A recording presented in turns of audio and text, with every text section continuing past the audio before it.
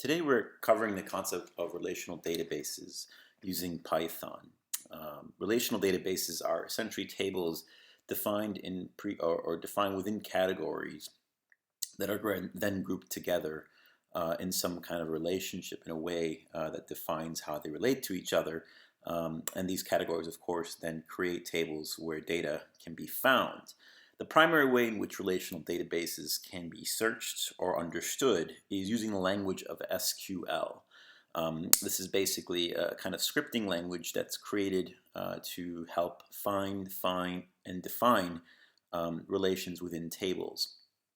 Now, we'll show you how to use SQL today within Python, how to create these tables and relationships, and how to query information, as well as how to remove and add data and retrieve it as needed, including images within these tables. So that'll be the main focus for today. So to do this, I've set up an example project called SQL project. It is defined or is found in the week 4 week 4 basically in the Moodle site. So if you download it, go ahead and download it and put it into your workspace in Eclipse. We can begin and discuss what's there, as well as how you can use SQL within Python. So one example of using SQL in Python is using this tool called SQLite, which is found within Python. It is a tool that allows us access to SQL and allows us to create databases within Python. So this is done through this SQLite library, as you can see here. So if you open up the code, look in the SQL folder, the package. The first module we'll be looking at is SQL entry. So if you go to SQL data entry.py, you will see in that module SQLite as being imported. So we're using the system library, which is within Python, and SQLite. So these should all be installed on your computers, hopefully, and you can also, of course, set it up within Python 2.7 as needed. Now you simply import them into your module, and you can begin using it. So to use it, it's actually quite simple. You can create a very simple script to create or access databases. Creating a database is simply defined by connecting to a database. So if you look at line 18, where it's commented, first you connect to the test database. This will create something called test.db if it's not there already. So this allows you to connect it and also create it if it's not there. So this is a simple way in which SQLite allows us to essentially create the database. So notice in this case, SQLite is the main library, and it's using this Lite sub-library, sub-package, and then we can then access Lite and then connect and create the database as needed, this test.db. Now, after you create a database, you then need to get what's called the cursor, which allows you to access the database and tables within it.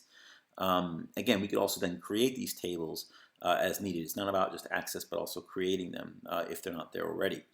So the first thing we would do is perhaps create some set of information in these tables. So the first one we're going to create is called cars. So you can see it's defined in SQL. So what we're going to do now is use SQL within Python.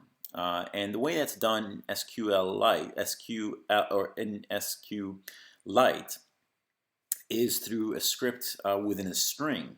The SQL script created within a string. So in this example, line 25, you see what's called the execute script command that is called. And in that command, you can then list a series or even just one SQL queries or commands, or just different ways in which you might create different inputs. So the first thing you might do, for instance, is remove any table called cars. So that basically removes it if it already exists. That's an SQL command, this drop command. All these capitals that you see are basically SQL commands.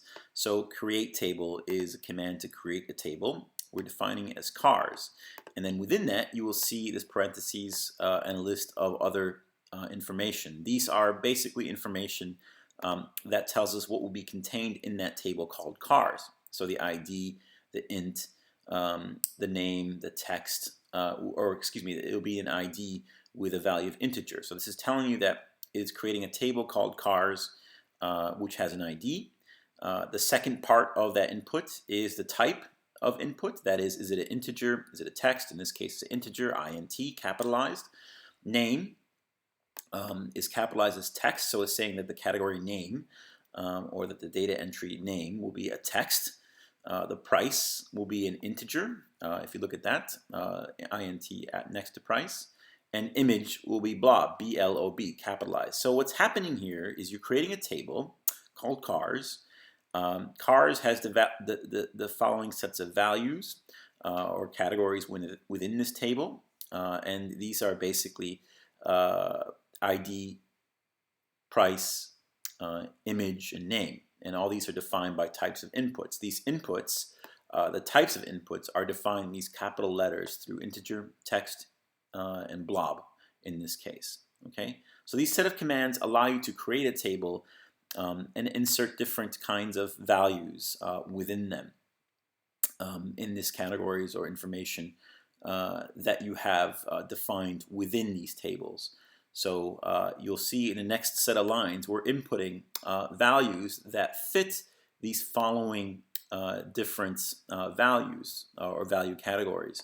So if we've created ID, name, price, and image, then here what we're creating is in cars a value of 1, Audi, for the name. So 1 is the integer ID. Audi is a text name. Notice text has a quotation. Now the next one is price, and that is another integer value. So 52642 is an integer. And the last thing you notice is blob. Now that's the last category. And now we're going to, just for now, argument's sake, we're going to give it a value of 0. That's saying that we're going to give it just no value, essentially, or essentially an empty value. Now, blobs are a kind of input that's not an integer or a string. It's usually things like images, videos, or any kind of sort of binary types of information. So it's defined as blob in SQLite. For now, we're just going to give it an empty insertion of data. But basically what you're seeing here is that we start off by dropping any pre-existing table. We're creating the table then cars with the following categories, and then we're inserting a number of values, 8 rows of values in this case, with different types of cars, their cost or their price, an integer, and setting up also a 0 input for the blob, which will then later on be inputted. So that's how you create a table and insert some values in string format using Python. It's simply executing, you apply the execute script command, and you do these series of inputs like you see in the following between lines 26 and 36. And then to commit those commands, you simply essentially call the commit command. So that executes it into the database. And then you can begin to search that database. And in SQL, searching can take a variety of different formats. And a simple way to search something is if you say select, and the star basically means all. So it's saying select all types, and then from what? From cars. So what you're saying is select everything from cars. So the star essentially represents everything. So we're selecting all cars, all types of cars from the table called cars. And then you're fetching them all these results that you get. So that will execute a search function in the execute command.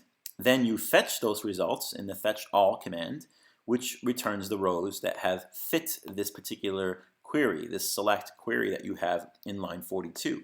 And so now you can iterate over it, and then that basically completes the command. So this is all done within a try clause, as you see in line 16. So it's a series of commands that are committed in succession. You do have an accept command or accept clause, as well as a finally clause to close the connection to your database. And the accept was only outputted if there's an error with your database. So let's run this and see what actually happens. So if I right-click, run, Python run, hopefully that should execute. And you see here is the output. So we're printing what's in the database. This is all printing essentially what it says in line 42, that selects all from cars. And so line 49 actually prints it, but this is all related to the execution that's done in line 42. So that's how you go ahead and input data or data into SQLite, our relational database used in Python, and then retrieve some basic information and print it out. That's the first step that we will do today.